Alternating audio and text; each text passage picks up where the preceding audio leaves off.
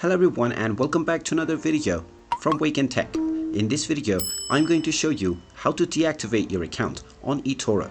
So let's get started right away. First of all, open up your web browser and then in the address bar type in etoro.com and press enter. You will then be taken into the official eToro website.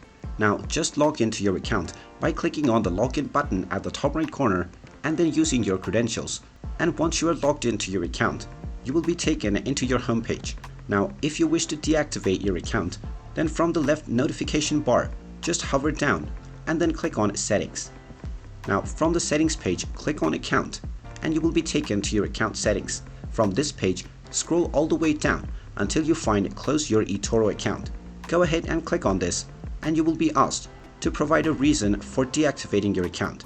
You can choose any category, and after providing your reason, simply click on the Continue button and you might be asked to provide your confirmation by entering your password. After you confirm your deactivation, your account will be closed and scheduled for deletion. Now, if you wish to reactivate your account at any point in time, then you will still have about 30 days until your account is permanently deleted.